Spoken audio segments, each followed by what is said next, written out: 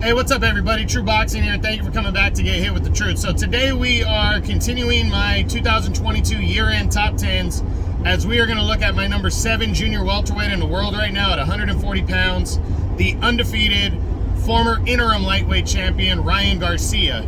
As Ryan was not ranked last year in this division, he was ranked at lightweight 135, and he decided to move up in weight to 140. Now, Ryan coming into the year, he's only 24 years old. He's so young.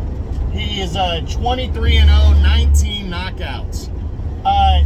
He is currently his highest rating is number 9 by the WBC at 140 pounds. So he's still new to the division.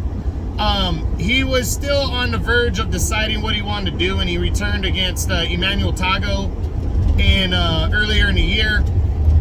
Got a unanimous decision win there over Tago. Pretty clear cut. I think a lot of people wanted to see a knockout, but he still got the win. And then he decided that he was going to 140 for sure, and he signed on in I believe it was August to fight Javier Fortuna. And Fortuna actually wanted to weigh a couple more pounds over. He wanted the fight to be a little bit over. Ryan Garcia said no, and the fight went forward at 140, where Ryan just destroyed the former 130-pound champ Fortuna, stopping him, and I believe it was the 6th round, as he remained undefeated and pushes forward. So now what we do know heading into 2023 is that Ryan will come down a little bit for a big fight, and a big fight is indeed what he is getting. It looks like in the spring, he is going to be facing off against Gervonta Tank Davis at a catchweight of 136. So he would have to drop down to 136, which shouldn't be too big of a deal because he just made the jump from 135 to 140. It's a few pounds, but it's nothing that he hasn't fought at recently. So coming down to 136, Tank will move up 1 pound, so his secondary title's not on the line, and then Ryan will fight him. Now, personally, as long as Ryan can make the weight without an issue, I think Ryan's gonna knock Tank out. I really do, unless he gets caught with something.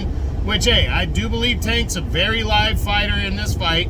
I just think Ryan's size and his speed and his body shots are going to be the difference against Tank, and I think he's going to knock him out. And then after that, it's going to be interesting to see what he decides to do, because, what if he wants to fight the winner of Vasily Lomachenko and Devin Haney? Is that even going to be an option? Would he be able to come back down to 135? He said for a big fight that he would. Would he come down to 135 to fight Haney or Lomachenko, if whoever wins that fight? Or is he just going to dedicate himself to moving to 140 and going after it there? And I think either choice is a good one for Ryan, as long as he can make the weight. But I really think Ryan's going to end up being a beast at 140. But he's gonna have to get through Tank first, which I think he will. And technically that is a 140-pound bout because it's above 135. And then, we'll see what he decides to do after that. Maybe that'll put him in line for a world title shot at 140, or at least an eliminator against somebody. Or maybe he can get an eliminator to line himself up for Regis Prograis. That would be big. So got to wait and see what goes down. But Ryan Garcia, I think this is going to be the year where he really makes his biggest statement and gets his biggest win against Tank Davis and puts his best foot forward towards his first legitimate world title. So we'll see what happens, but that's what I got. That's my number 7 junior welterweight in the world right now, the undefeated Ryan Garcia, as my 2022 year-end top 10s continue. I hope you enjoyed the video. If you did, smash the like button, leave a comment, subscribe to the channel.